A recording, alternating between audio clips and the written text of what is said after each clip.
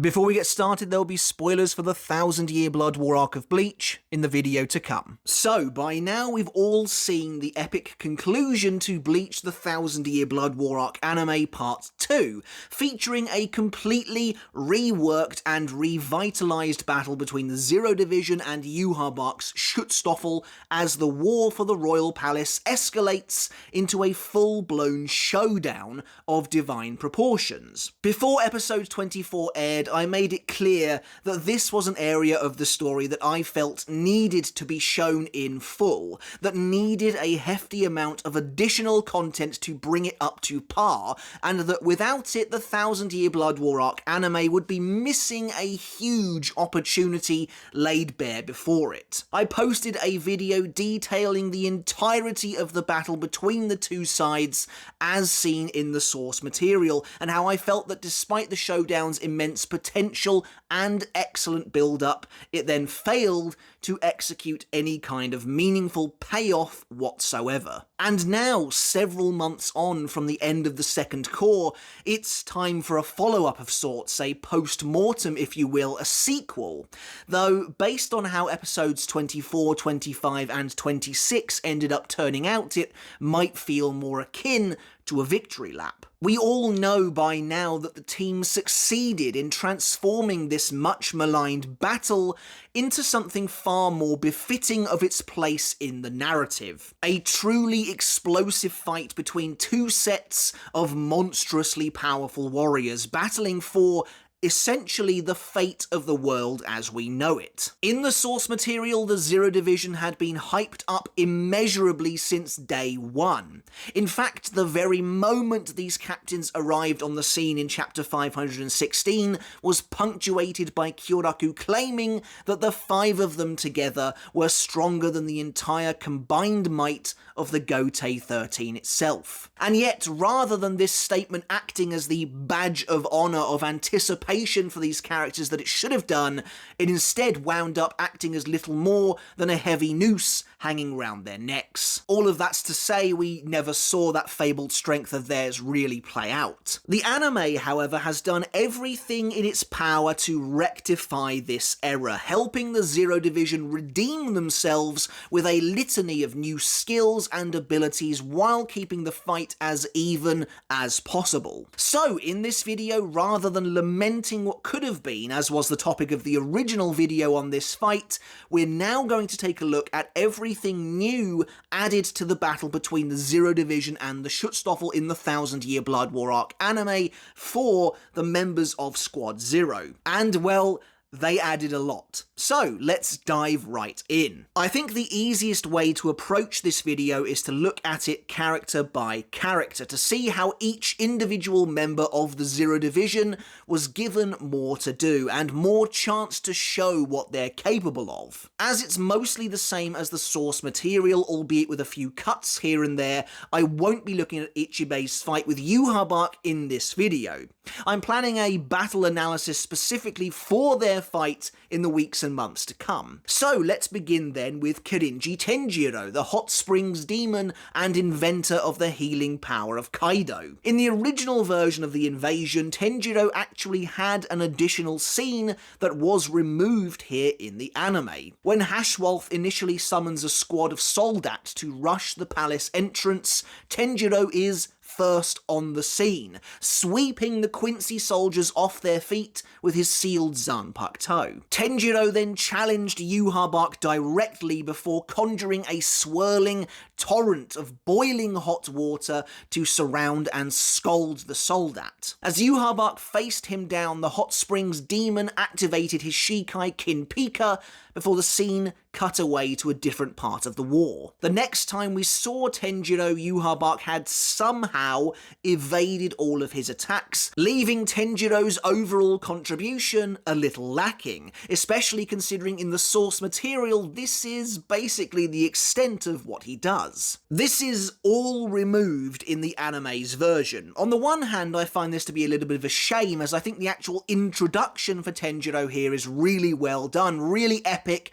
and looks looks fantastic, but on the other hand, I totally sympathise with why they removed it. It's a little awkward to fit in with everything else they've got going on, plus it does end on that very disappointing cutaway where we never saw Tenjiro or his Shikai ever again. So personally, I'm very happy to see the way they kind of reworked Tenjiro into the fight later on instead. Speaking of which, Tenjiro instead first appears on the scene after Hikifune has trapped Yhwach and the rest of his men inside her cage of life, and he leaps down from above, landing in a splash of water. After Oetsu has seemingly butchered the Schutzstaffel, Tenjiro manifests an enormous ball of water, which he then flings down at Hashwolf and Uryu, trapping the Sternritter Grand Master in a rushing prison of liquid. As water surges endlessly around Hashwolf, Tenjiro prepares to battle him in a totally new fight sequence. Activating his Kinpika, which we actually get to see used here,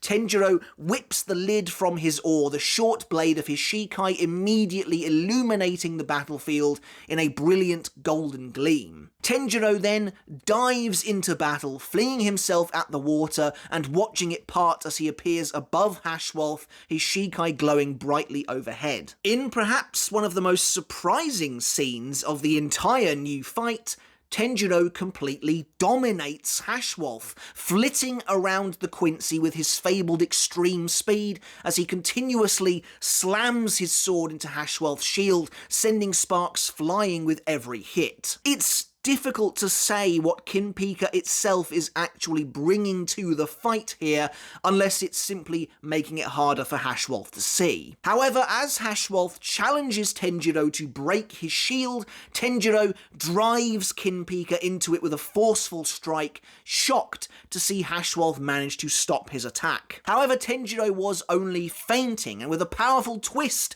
wrenches Hashwolf's shield from his hand, sending it clattering away across the wooden floorboards, and in an instant rendering Hashwolf's front shield completely useless. As Hashwolf draws his blade, Tenjiro dives towards him and the two clash, resulting in the Sternritter Grand Master being cut down in a violent spray of blood. I think everyone was honestly pretty surprised by this, and Tenjiro earned a lot of respect for his rapid manhandling of one of the strongest villains in Bleach. After this, Tenjiro assists Oetsu in defeating Askin in the same way he does in the source material, but at least now we know why Tenjiro was available to help, being the first to defeat his opponent in battle by quite some way. Later, as Hikifune's cage of life is obliterated by Yhwach's Owl's Valen, Tenjiro leaps onto one of the shattered branches, staring in disbelief at what just happened. As the Schutzstaffel are all revived by their king,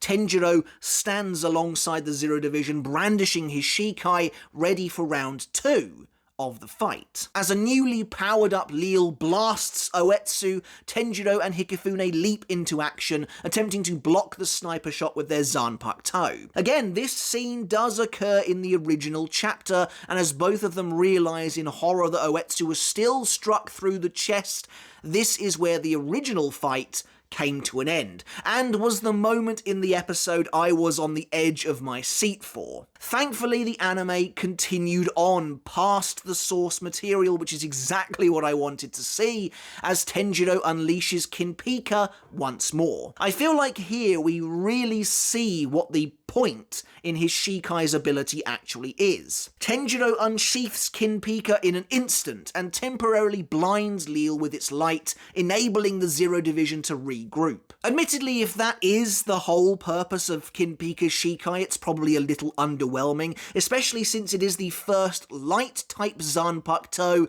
in the canon material, so its ability to essentially just temporarily blind Tenjiro's opponent is possibly, yeah, like I said, leaving something to be desired, but still it's very cool to see it nonetheless, and to see it used in such a dire situation as this to such great effect. As Tenjiro reminds the Schutzstaffel that the Zero Division are stronger than the entire Gotei 13, the two sides split off into battles once more. This time, Tenjiro is facing Askin.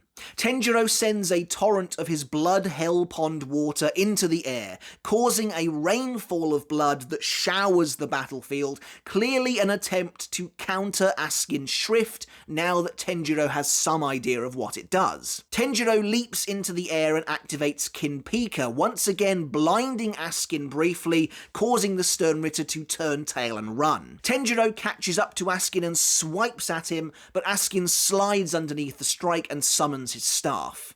As Tenjiro brings down a wave of blood towards Asukin, the Sternritter transforms his staff into 5 different gift balls. However, Tenjiro seemingly destroys the gift balls with his strike as they dissipate into the blood, and he gives chase once again. As we return to this fight, Tenjiro dives onto the scene, attempting to strike Asukin once more. But as Asukin continues to run, we see that he has successfully managed to poison Tenjiro's blood rain with his earlier gift balls, turning the rain toxic and infecting Tenjiro. Tenjiro then steps into a puddle of poison, which oddly was a totally random green colour in the original anime before being fixed in the Blu-ray version, and instantly comes to a stop, allowing Asukin to vault over him before shooting him in the back with an arrow, bringing down the Zero Division member. Finally, Tenjiro, along with the other wounded Zero Division members, cuts his own throat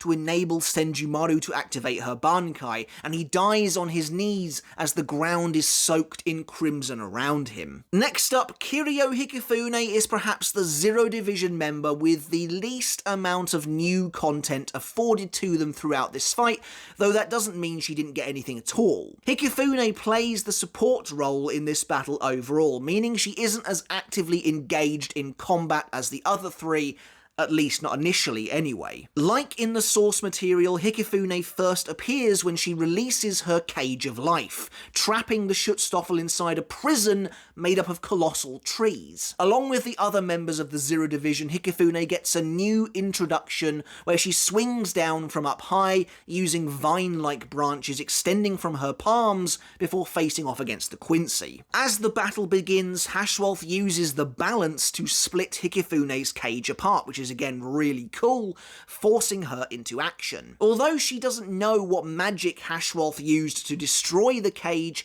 Hikifune scales the tree trunks before blowing several seeds into the air. Now, Hikifune's powers on the whole, I would say, are probably the most nebulous of the 4, and they do get the least amount of explanation out of them as well, but we do get a decent understanding of what she can do just by watching and seeing what's on show. The seeds sprout and grow in midair, wrapping themselves around the splintered cage and pulling it back together again. Like I said, Hikifune plays a supportive role early on, and I love seeing her managing the Cage of Life and reacting on the fly to ensure it isn't completely destroyed. As the battles rage down below, Hikifune watches from her perch and muses that this is what she'd expect from a fight involving the Zero Division. Hikifune later watches as her cage is utterly decimated by Yhwach's power. She and the other Zero Division members then prepare to face the resurrected Schutzstaffel, and she attempts to save Oetsu alongside Tenjiro.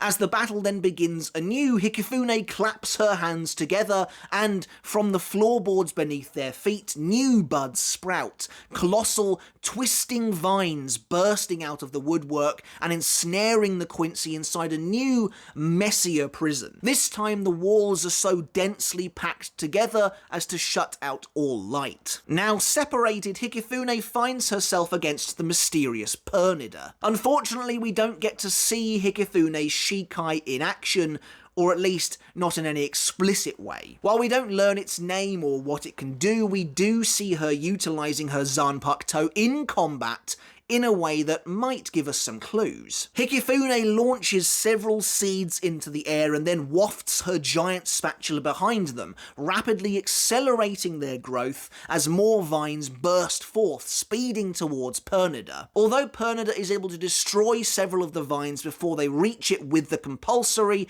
Hikifune overwhelms it, seemingly crushing the Quincy beneath a gigantic, contorted mess of a tree, which buries itself into the woodwork before for her. However, Hikifune is shocked to see Pernida destroy the tree from within, before the Quincy attempts to grab her with its Volstrandish wings. Hikifune leaps out of the way, catching the outstretched wings in more vines, before summoning an even denser tomb with which to imprison Pernida in. The new spell is so powerful that it expends much of Hikifune's stored up Reiatsu, reverting her to her slender form. This is cool because in the source material, when we returned to see the off-screen fates of the Zero Division, Hikifune was in her slender form, implying some kind of a struggle or at least exertion on her part, and now we know why. However, despite Hikifune giving it her all, it's simply not enough, as Pernida manages to break free once again,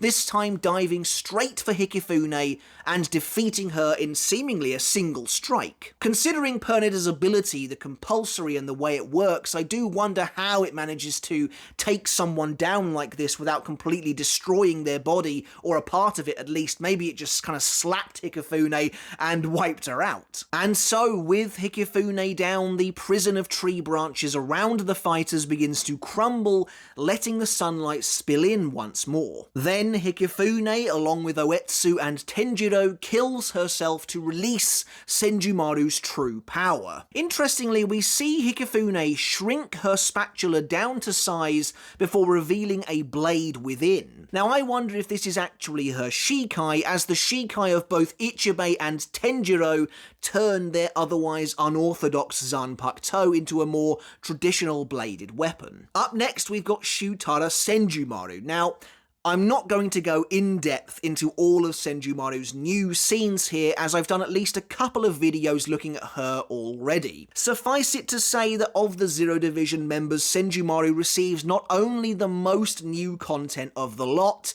but also plays clearly the most exciting role of the bunch as well. Although some of Senjumaru's encounter with Yhwach is altered slightly at the start of the invasion, Senjumaru retains her entire sequence against Nyanzol from the source material, while also receiving a brand new fight against Uryu. Here we get to see her Shikai Shigarami in action as she effortlessly utilizes both its offensive and defensive capabilities against the Quincy, wielding her limitless reishi threads that flow like webs from her sewing needles. Thanks to her Shikai's power, Senjumaru easily dispatches Uryu before the next round of fighting begins. As the Schutzstaffel are revived, Senjumaru faces off against Gerard Valkyrie, displaying even more of her Shikai's powers. When Senjumaru attempts to kill Gerard with Shigarami, moving to pierce his heart with her needle, she finds that she's unable to do so, foreshadowing Gerard's true nature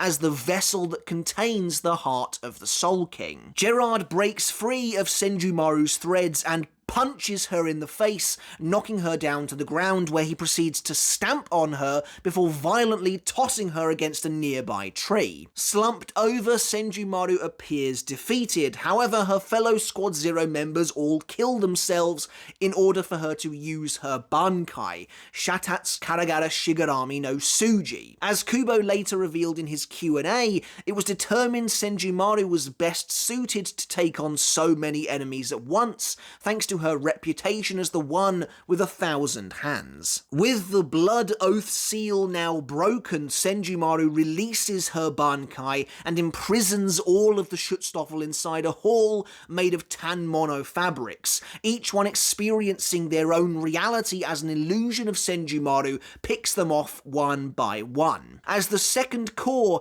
came to a close, the last we saw of Senjumaru showed her defeating the entire Schutzstaffel squad, along with Uryu and Hashwolf, seemingly sealing their fate.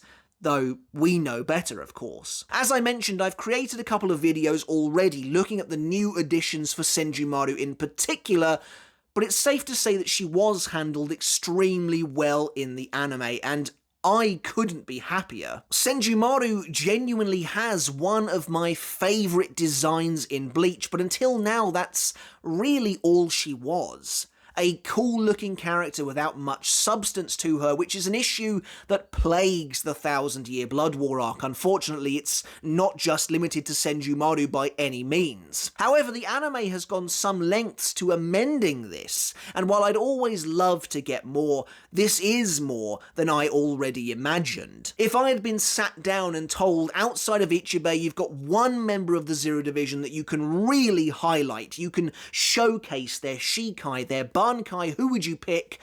I would have chosen Senjumaru without a second thought. And finally, the blade god Nimaya Oetsu is up next, and like Hikifune before him, he doesn't get an awful lot in the way of totally brand new content. The main reason for this is because Oetsu was the only Squad Zero member, again outside of maybe Senjumaru, who actually got a decent amount of screen time during the invasion in the source material, not only taking down the entire Schutzstaffel in incredible style, but even battling Askin one-on-one as well.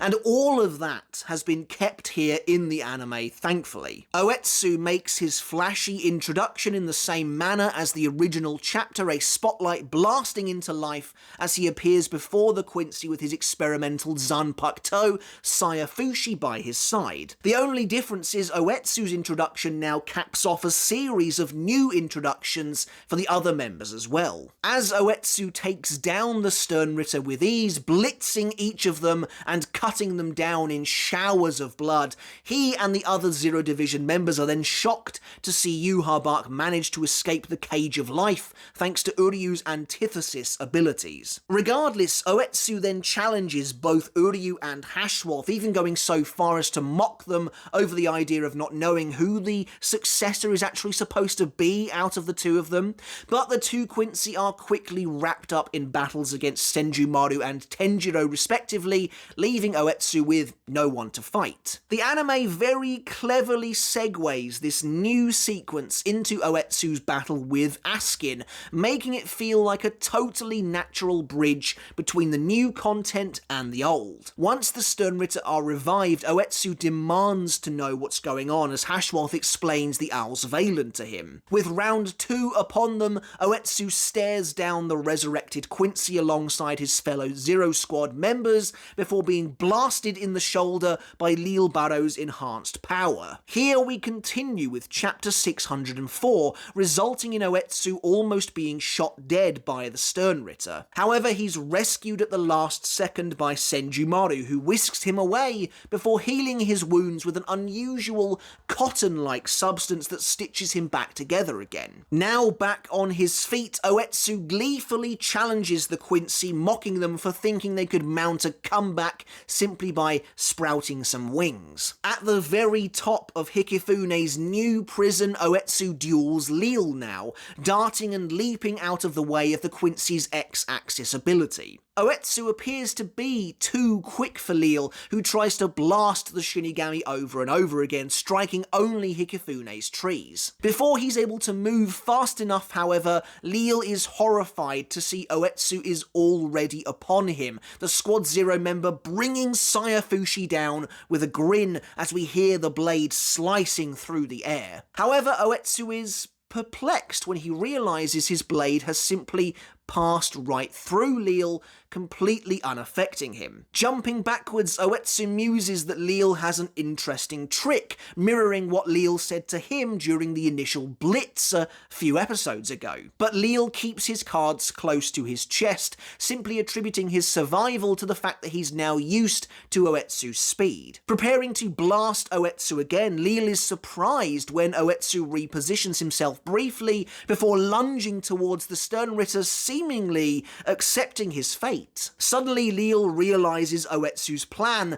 The Squad Zero member has positioned himself directly in line with Yhwach, meaning he thinks Lil can't shoot him lest he also strike his king. Unfortunately, Oetsu's jubilation is short-lived when Lil punches a hole in him regardless. Lil reveals that Oetsu misjudged the power of the X-axis.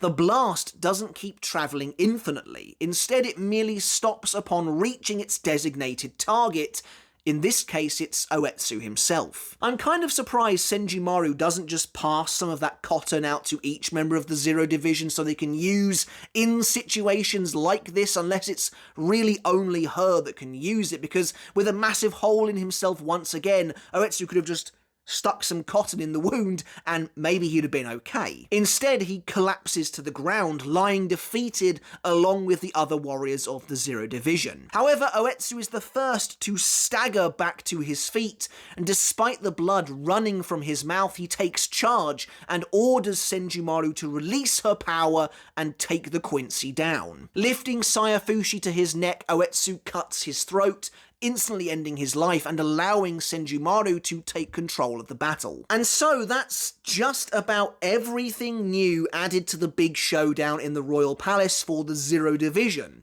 As you can see, there's quite a lot, and in looking at the Zero Division, we've really gone over everything new for the Schutzstaffel as well. Now, certain characters were still treated better than others, even with all of the extra time afforded to this fight. Obviously, Senjumaru is the total standout here, but I really feel like the anime's extended version of this battle was also a real boon to none other than Tenjiro, who got to showcase some of his Shikai Kinpika in action at last, after being teased in the source material all those years ago. Not only that, but his effortless takedown of Hashwolf was both genuinely surprising and impressive, giving us a chance to see why he was known as lightning fast Tenjiro, and I think honestly elevating this character in the minds of much of the community. But regardless of who your favourite member of the Zero Division is, there can be no denying that they all got a chance to shine here, finally. Sadly, with their deaths, it does seem like this is the end of the screen time for Oetsu, Tenjiro and Hikifune, but I mean, who knows what could happen in Part 3. The anime had the unenviable task of trying to redeem the Zero Division in the eyes of the community who,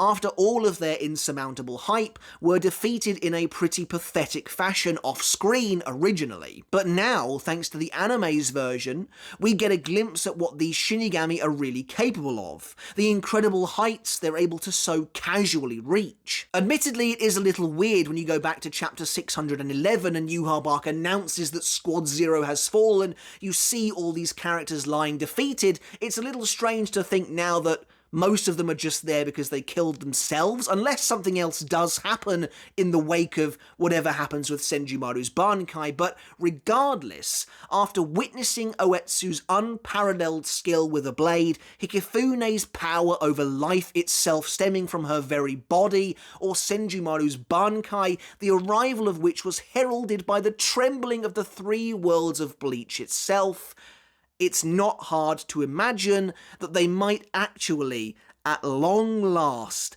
be capable of living up to Kyoraku's words from chapter 516, which have defined them, or should I say damned them, for so very long. And that is a true victory for the anime, in my eyes. But that's it for the video, guys. As always, I really hope you enjoyed it. What do you think of the new content added to the final battle of Part 2 for the Zero Division, and by extension for the Schutzstaffel as well? This is probably the last time we will see most of the Zero Division unless something drastic happens in Part 3, so I'd love to hear your thoughts on the new fights that we got, and what you'd have liked to have seen added to them as well if we're being a little greedy. So make sure to let me know all of your thoughts down in the comments below, and as we leave, I want to end the video as we always do by saying a massive thank you and giving a huge shout out to my supporters over on Patreon. I really do appreciate each and every one of you so very much, and your support means the absolute world to me, really more than anything. And if you like what I do here over on YouTube and you want to support me on Patreon as well, you can do just that to get your name in the credits like this, and to get every video I release absolutely ad-free. Alright guys, but until next time, I'll catch you later, and I'll see you then.